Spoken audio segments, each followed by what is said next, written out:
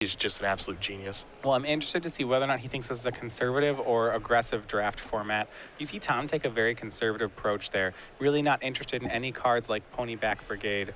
And one thing I actually did notice about Tom's draft is that it seemed like the rest of the table was very aggressive on taking dual lands. So in a sense, Tom's metagaming that by not having much of an interest at all in them. We'll see what Ben does here, though. What I like is Ben's ability to put together decks with very little power and his ability to read signals. There are a lot of things that Ben Stark does well in Limited, and we're going to watch him work his way through his draft right now. Does he take the lands high? Does he want to be a deck like Tom Ross's where he is curving out early and often and trying to give the beatdowns? Does he take these gold cards, which Tom really just avoided? Tom saw 2 Abzan guides, just said no thank you. He did take a Chief of the Edge because I don't think he can pass that given what he was trying to draft, but he had no interest in these 3-color cards. So we'll see if Ben wants to go that route. Maybe he wants to go the 5-color route. We don't know. So we take a look at his opening pack. The Aven is quite powerful. Yeah, Ice Feather Aven is a great card, and this I think is already kind of interesting choice one. Do you first pick an Ice Feather Aven? I think Frontier Bivouac, the Tri-Land in Teamer, is the other obvious first pick here. If he's really interested in a single color strategy, he could first pick something like Feet of Resistance, but I think those are probably your picks. You see him reading the Mind Swipe there. Strong card, but not as strong as the other 3. As you see Ben looking at the 3 mentioned cards. The aggressive Feet of Resistance. He took the Ice Feather Aven. Yeah. And that is truthfully a pretty tough one to pass. That card is so powerful. It is the strongest card in the pack. So the arguments were there. Do you want the most powerful card? Do you want the best mana fixing? Or do you want the best single color card? And Ben just went for the most powerful card, and that's Ice Feather Aven. Well, there's no guarantee that this locks him into playing blue-green, of course, but it is quite a good card, and I would be very surprised if he, kind of goes without it moving forward as he takes a look at this pack here. Was there another one? There's a second Ice Feather Aven. There's another Mystic Monastery in here, but one thing if you really want to cement yourself into powerful cards is to get 2 copies of the same one. I can't imagine he'll be passing. Yeah, and he took a second one right away. So this is a nice start to a draft. Tom's start was just okay, but Ben's start is quite a bit better. Of course, Tom was trying to lock himself into, single colors, taking just a white card, just taking just a black card. But Ben has locked himself to, I don't want to say he's locked himself, because that's probably wrong, because he can abandon those 2 Avens. But I'd be very surprised if he did that. Well, he first picked a gold card, so he's first picking something powerful. Fortunately, it was a 2-color card, not a 3-color card, so it's not as risky. The danger behind first picking gold cards is you have to be willing to let a couple of them go, depending on what cards end up being open. However, if you first pick that gold card and then get more cards in the same color, there's really no opportunity cost there, and you just get to have that power. Pick 3 is interesting here. There's a couple options. There's Sultai Flare. It's a great green card for Ben. Embodiment of Spring is a more conservative blue-green card. And then lastly, he could just take a blue-green dual land. You actually see him looking at Mardu Heartpiercer. That's an incredibly powerful card, but it is in the 3rd color. It is in a 3rd color, but it's in a 3rd color he wants to be in. And he's going to take the Heartpiercer because now he's working his way into Teamer. Yeah, so Ben not scared at all of the playing 3 colors in this format. I think if a more conservative style, you would have seen Sultai Flare or the dual land there. You see Ben just right now, he has just taken the most powerful card in the pack with every pick. It's a heck of a start. It's 3 uncommons right in a row and 3 premium uncommons in this format. I think if you're Ben, you can't be too unhappy. Hopefully your mana works out appropriately, but this is a very, very nice start for him. I am surprised to see a 3rd pick Mardu Heartpiercer show up in the pack. Yeah, it's such a good card. And this pack is relatively dead. It's a weak powered pack. Mardu Horde Chief is the best card in the pack if you want to keep taking the best card. If Ben is just on the best card plan, he'll do that. Otherwise, Woolly Loxodon is fine. It's in green. It's a card that Ben will probably be playing with those Ice Feather Avens. Maybe he likes Glacial Stalker more. That's just a morph. Yeah, it looks like that's the morph of choice for Ben, is the Glacial Stalker. So now you can tell at this point, he's working his way into Teamer. Yeah, well, he wants to be base blue or base green because of the 2 Ice Feather Avens. I wouldn't say he's locked into the Heartpiercer right now. He can let that go. So he'd like to just keep taking green and blue cards for a while. That was a pretty weak pick for him, though. And this pack's not much better. Yeah, the nice thing that Ben can do is he takes another Glacial Stalker is he's got that Heartpiercer that I imagine he would love to play, but if things don't work out his way, he can say, okay, I'll get rid of this. I'll work my way into black. Or, yeah, into black for Sultai. Yeah, you can say these are weak picks. However, Ben, with that second Glacial Stalker, he maybe was taking the most powerful card in the pack. These packs numbers 4 and 5 just haven't been particularly powerful. So while you say, hey, these aren't good cards, well, no one's really getting a good card out of that pack. It still stands to reason that Ben's 5 cards drafted are among the most powerful cards of anyone sitting at the table. Yeah. It's a very, very nice start for the Hall of Famer. Let's see what he can pick up for pick number 6 here. Nothing too great here. I know a lot of players have talked about how they absolutely loved the Archer's Parapet and Sealed. Looks like Ben is reaching towards a Blossoming Sands, maybe a little bit of mana fixing here for him. He will take the green-white dual land. That will allow him to gain a life. I really like this pick here. This is where I would want to be taking the lands. Yes, you could have an Archer's Parapet. Yes, it's a fine card, but rather than just locking yourself into that, why not waste a pick here for opportunity? The worst thing is we don't play the Blossoming Sands because we have no white cards, but this does give Ben the option, if it comes around, to take something really powerful. And there's another Blossoming Sands. There's also another Parapet. But however, there's also a Teamer Charm. And Ben wants to take a look at, I think, all 3 modes on that just to make sure he knows exactly what it does. You know, it's not the best charm in the world, but it's good enough. Teamer Charm is certainly the most powerful card in the pack. Ben goes back to taking that whenever possible. Now, one thing to note is there's another Mardu Horde Chief in here, and you saw Ben kind of pause and look at that card. That does seem to indicate, because of the strength of that card, and I think we were at pick 7, just what color is being underdrafted right now. And because he did have a Blossoming Sands, there was a chance, if he wanted to just read the color signals of the draft, he could have taken the Mardu Horde Chief there, and it would have been reasonable. I think Ben is aware that red isn't open and that he's drafting something that's not there, but he thinks the power level is high enough that doesn't really matter. Yeah, I think at this point Ben is basically moving in now. He very quickly, took that that green-blue dual land. Wasted no time taking that. Looked at the rest of the pack, of course, just to make sure what's in there and what he's passing. But Thornwood Falls gets added to his deck very fast.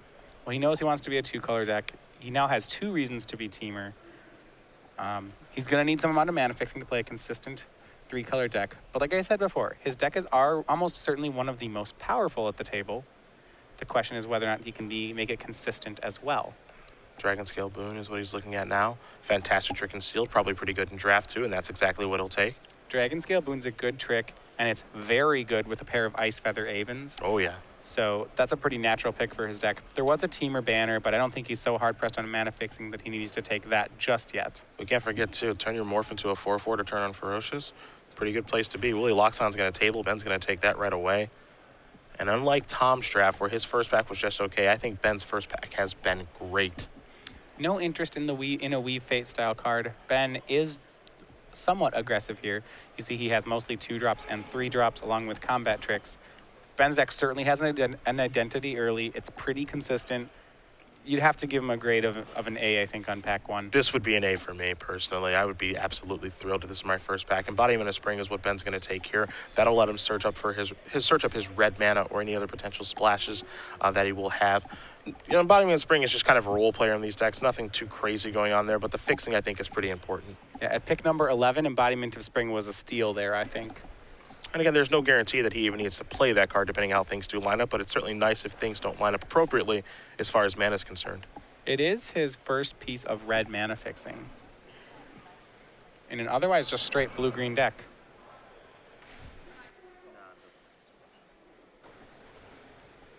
Picking up a couple cards on the wheel. Tomb of the Spirit Dragon. Don't think that's a card that generally we'll see play. So as Ben's going to do his review here in just a moment, you're going to see a pretty nice Teamer deck to start things off. He's going to organize it by curve, of course. Glacial Stalker's going to go to the front. Everybody kind of has their own way of doing things. But at the end of the day, what we do know is Ben picked up about 7 to 9 fantastic cards in this pack. You saw him pick up a Howl of the Horde kind of late in pack 1, too. That one's probably not going to see play in his deck. But I think, again, if we grade this on an A to F scale, give me an A. I think I'll give him an A on this one. He's got power covered. So Teamer Charm, Mardu Horde Piercer, and the 2 Ice Feather Avens are all extremely powerful cards. They're great. Having 4 cards of that quality after pack 1, I mean, if you keep on that pace, you get 12 cards of that power level. You have to be happy having 4 of those. As far as the curve, he's got a 1, which is playable, a pair of 2s, and he has a bunch of 3s, most of the morphs, which are pretty good. So his curve's doing well. And as far as mana fixing, yeah, he has 1 duel so far. There's no evident weakness to his deck right now. I think the one thing that Ben probably knows as well is because he got that Teamer Charm so late, he probably knows that I'm alone in this archetype. Yeah. I might not be fighting anybody, and that's very scary for the rest of the table. You got to pick 6 Teamer Charm, I believe. So he doesn't know about the 2 players to his left, but no one else. Everybody else passed on a Teamer Charm.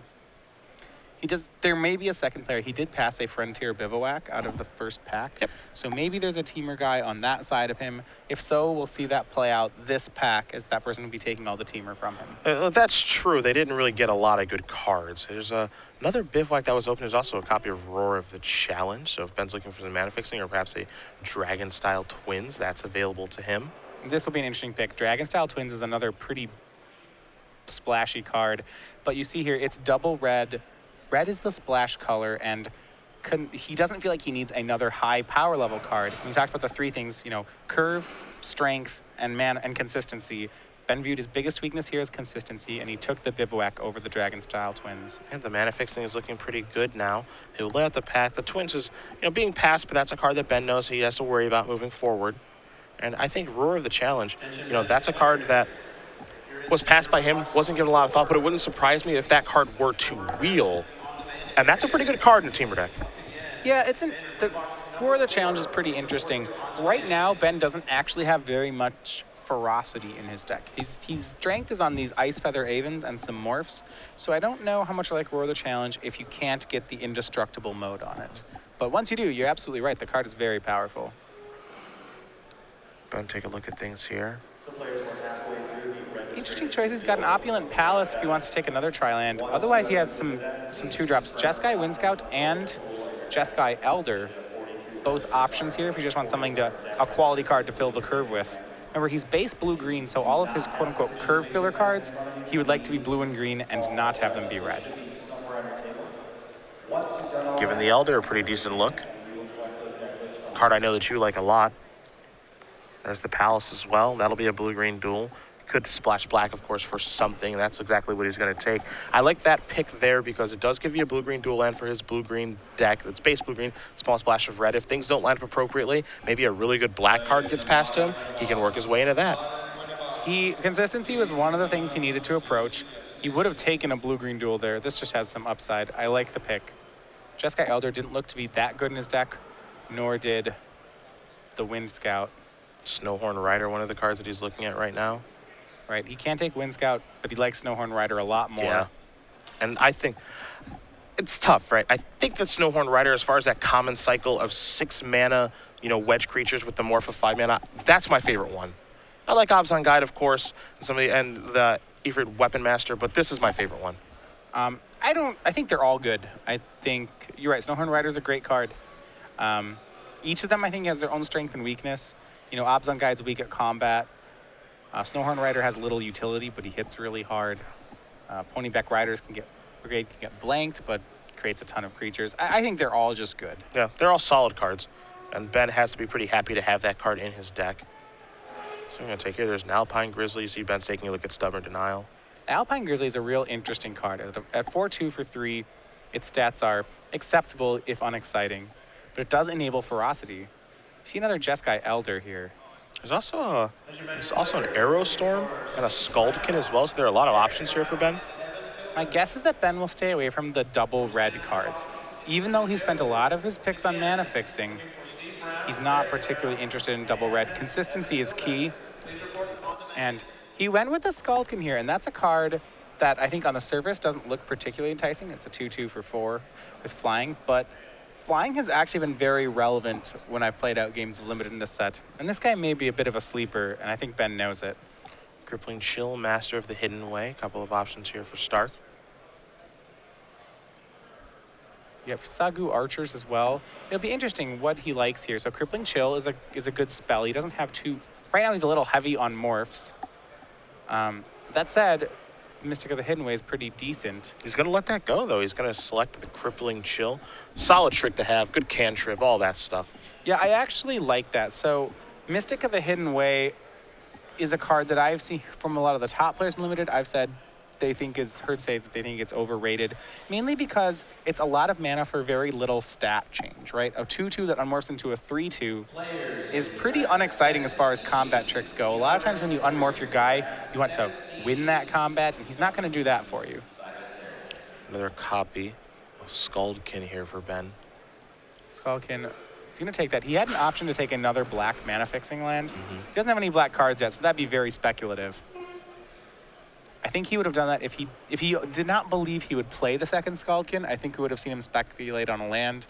Second Scaldkin pick here to me says that Ben is fine having multiples of this card in his deck. This pack not as good as the first one for Ben in terms of card quality, but I think he's just kind of filling out his deck at this point with consistent cards that he's not unhappy to have. You know, 2 copies of Scaldkin, a Frontier Bivouac, all of that stuff. I think you're pretty happy if you're Ben. There's a Thornwood, the blue-green dual land, the Third Wild. So, you know, this is probably a pretty good place to be here for Ben. I don't think he'd be too unhappy with how things are going. I would go so far as to say this pack is another A for Ben. You see him pick up a second Snowhorn Rider there. So he's picking up a lot of good morphs. His power level is continuing to improve. Snowhorn Rider is great on power. And the biggest weakness of his deck going into this pack was consistency. And I think Ben recognized this and aggressively used his picks to fix his mana. And like I said during pack 1, I don't see a defined weakness for his deck. Looks like that was a Sultai Charm. He's looking at Embodiment of Spring here as well. Yeah, he may be, because it's interesting. His deck is good enough here that if he wanted to, he could spend a pick on this Sultai Charm. I don't know if he's even going to play the second Embodiment of Spring, and maybe if he gets a lot of late mana fixing, he can play the Sultai Charm. Then again, he may not need the additional power level. That's what we saw here. And if he just thinks his deck is good enough in straight teamer, why not just make your mana great and take the second Embodiment? And that's exactly what he did do. You saw Roar of Challenge going to wheel here. Now there's a Mardu Horde Chief. That wheels again, so it looks like no one is trying to draft that sort of black-white warrior deck. Yeah, Mardu Horde Chiefs have been going very late this pack. So he took the Barrage. Make sure he can get through. Well, normally you'd say, hey, if this Mardu Horde Chief deck is open, the first thing I would think is I should kill the Mardu Horde Chief. But if you go a step farther, you should say, wait, I should let it go through and take this card that's very good against the Mardu War Chief deck. So now he can let people have late Mardu War Chiefs because he has great sideboard cards for that matchup. Ben will select an Awaken the Bear, so he does have a combat trick now. He also has that Dragon Scale boon as well. So just kind of filling things out here. Again, I feel as though pack 1 was great. We gave that an A. For pack 2, I give it a solid B. I'm going to upgrade it to an A. Yeah? Giving him, he is passing this class with flying grades right now for me. Well, you are a teacher after all. Would you put a sticker on his test? I do. If they get a perfect score, I put stickers. I still do that with college students actually really like that. I would like, who doesn't like a sticker? If you put stickers on stuff, yeah, you know. I don't really care for the stamp approach. I've never been a big fan of the stamp. It's got to be glittery. Yeah, I like the sticker. One of those like well done smiley face ones. There's a Naturalize. He'll pick that up. Naturalize have a lot of impact in this format. We've seen formats where sideboarding and Naturalize is great. It doesn't feel on the surface as though Naturalize is great in this format. Certainly a sideboard card. See him take Gurmag Swiftwing, or as I like to say, Bat Chroma. Yeah, Bat Chroma is what development did call that. So Ben will take his last card, I believe, a copy of Bitter Revelation, and he is going to take a look at his deck through 2 packs. He's got to be happy as he's going to lay out the curve. Is a good deck. This is a good deck. And it all goes back to that 6th pick, right? Where he got the Teamer Charm. I think at that point he was just like, okay, I'm alone in this. And I was already off to a really, really nice start with the back-to-back Ice Feather Ravens, but now I know that I'm alone and I can move in. And if he wasn't sure before, when he got those Snowhorn Riders in pack 2, he knows now. Teamer it's all me. All right, so you were saying before, I'm gonna justify the grading scale right here. So pack 1, we had 4 premier power level cards. Those cards were the 2 Ice Feather Avens, the Mardu Heart Piercer, and the Teamer Charm. Well, he picked up power cards numbers 5 and 6 in the 2 Snowhorn Riders. So he has 6 cards that I think are just like legitimate powerhouses. But what he did in this pack is he picked up Mana Fixing number 2, 3, and 4. You saw him take a dual land and 2 dual lands, an embodiment. Actually, it was 3 dual lands. My apologies. 3 dual lands and an embodiment of spring. So he picked up 4 pieces of mana fixing. So now he has 5 mana fixers, or it might even be 6 with double embodiment. He has 6 power cards. That's 12 cards in his deck that I'm just thrilled to have. And then you talk about his curve filler. Well, that's Dragon Scale Boons and Scaldkins and a couple morphs. That's great. I still don't see a really big weakness right now of the deck. He even got a Barrage of Boulders for the sideboard for what he might anticipate to be his bad matchup. He's in a great spot. He's got the table ready. He knows he's alone. And right now what he's just doing is upgrading. And I think you might see him draft this pack very aggressively, because if you were having to build his deck right now, I think he would have about a 17 or 18 card deck. So he needs 5 cards that he has to play. But outside of that, he's not taking cards that are generically good. He's taking upgrades. So he will probably be taking cards rather than say like more Scaldkins or something that's just average but very playable. I think he's going to take the high power level cards with high upside in the off chance that he can just run all of them and have an almost unstoppable deck on power. So what I was going to say, this is where the greats crack the perfect card for their deck. This is where the greats crack the perfect card for their deck. I think you would take the Sagu Mauler. I would take the Sagu Mauler. I would put it in my deck. Oh, man. And I would have a very hard time getting a smile off of my face if I were Ben Stark right now. Ben would have been happy with first pick Savage Punch. I'm not sure if there is a better card for Ben to open for his deck in this pack. I'm thinking of all of the great teamer cards right now. I don't know if there's a better card for him to open. Life is very good for the Hall of Famer. That is top 3 opens, certainly. And like I said, Savage Punch would have been a great first pick, but all right, well, now he's got another bomb in our deck, so we're at about 7 real good cards. Oh, boy. It's already an uphill battle having to play against Ben in Limited anyway, but when Ben has a good Limited deck, oh, me, oh, my. This guy's really hard to answer. He's got, I was going to say, if you haven't played against him yet, Hexproof's a beating. You are being modest again. There's a Savage Punch, a Heart Piercer, a Pine, oh, boy. And interesting to see if he wants to take Savage Punch or second Heart Piercer. Just how aggressive does he want to be here? I mean, he's bringing Pine Walker forward, and I like that card a lot. It's real good. I missed that one on the first go-through. Man, he's going to take the Heart Piercer. I think that's probably the best card as far as power level is concerned. In the abstract, I do think it's the best card. And this is some aggression on Ben's side. Because he only... So, why I would like this card. I said he only needed 5 cards out of this pack, and I'm not counting lands. I mean just spells. Well, Sagu Mauler, okay, there's number 1. If Mardu Heart Piercer is number 2, you'd say, hey, he is more powerful, but I don't know if he's as consistently good as Pine Walker because of Ben's mana situation. Because Ben now only needs 3 cards in his deck, he can spend the rest of his picks here aggressively taking lands to make this Heart Piercer a very consistent card. So if he can, to play this card on curve, he's going to have to improve the consistency of his deck, or would like to, but he has the picks to burn to do that. Alpine Grizzly among the bunch. Nothing too exciting in this pack, I think. Yeah, I don't think he wants a 3rd embodiment of Spring. He might take it. It is mana fixing, but a relatively weak pack for Ben. Looks like he bringing forward the Grizzly. At least it's all the way to the back of the pack. Looks like that's the one he's most interested in. And that's a card I've actually liked a lot in this format. Yes, it does trade with Morphs, unfortunately, but it does give a deck like Teamer Ferocious right away. And it makes Savage Punch a great card. Yeah, I actually was really surprised playing against it, just how good it was against my Obzon guy deck on top of that. This guy can be a good attacker. I actually really like him as a blocker, though. He can trade up very nicely. 3 mana 4/2 with a story to tell, but quite good. My favorite flavor part of this card is that Alpine Grizzly is an excellent combo with Awaken the Bear. Mm-hmm. See, because the bear gets angry when you wake him up, and then he just He happens to be a bear. And I think that was a Snowhorn Rider. That was a Snowhorn Rider. Dragon's Eye Savants, Woolly Loxodon, Snowhorn Rider. There's also Force Away. There's Napion Palace too. Force Away is a pretty nice card. Snowhorn Rider is a great card, and I wouldn't fault him for taking a 3rd one. But at the same time, I said if he wants to, mana fixing is key. But Force Away is something his deck doesn't have very much of. The one thing he's lacking in is removal, and it doesn't surprise me to see him take Force Away here. Yeah, it's such a good card to have. You always, whenever I'm drafting, some sort of like aggressive blue-green deck, it's like, I want that bounce spell. I want to have that trick available, and Ferocious for him is not very difficult to turn on. So I like having this available and like taking that card there. Stark will pick up a pack here. Set Adrift, Jeskai Ascendancy. And those are his picks. I think he was weak on the spell front. I think he's going to... Set Adrift seems like a pretty natural fit for his deck. Take a little look at that card. His deck is clearly not a deck that's going to be delving very much, but if he can make that cost 4 or 5 mana as opposed to the 6 or 7, then you're a little bit happier, I think. Yeah, he does have some solid morphs here he could take. Longshot Squad is solid, but his creature base is already real good as he goes with the Set Adrift. Yeah, I'm not too surprised, of course.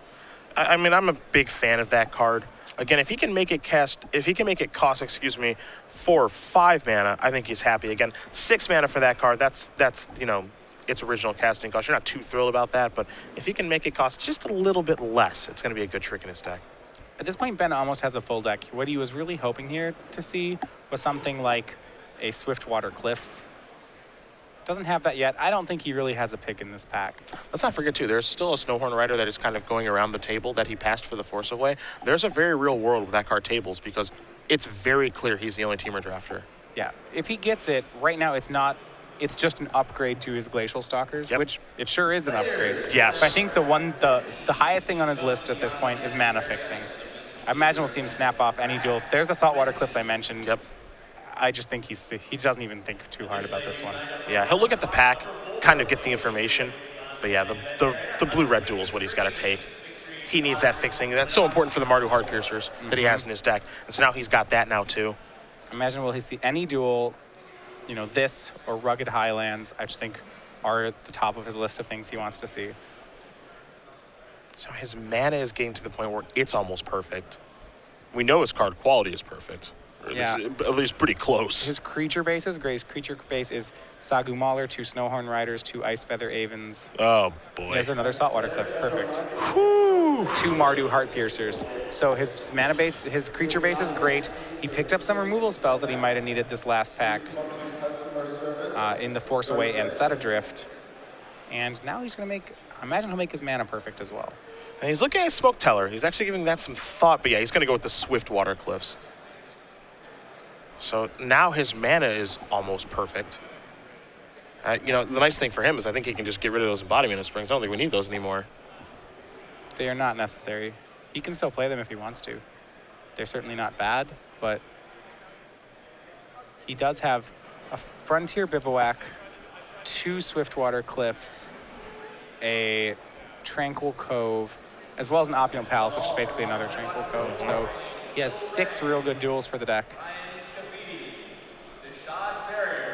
So he picked up a copy of Trumpet Blast that pick. That one's not going to play too much of a role, but I feel like he's taking that card so he doesn't lose to that card. And he tables a Savage Punch. Yeah. Oh, wow. That's great. He's going to play it, too. I want to see if that Snowhorn Rider's going to come back. That's terrifying if it does. We got to see on camera someone Savage Punch a bear token yesterday. That's just I mean. was really happy about that one. That's just not nice at all. The art's right there. Leave those bears alone. It was an Obzon guy doing it, so it wasn't exactly the art, but it was real close. 4. Takes the blinding spray. Yeah, nothing too exciting there. It's an expensive way to give creatures -4, so we used to get that at a lot cheaper price. Hey, you get a card. you are right about that. This is Dragon's Eye Savants. I actually like this card. He's a little aggressive for it, but I'm curious if he'll play it. It's not that bad.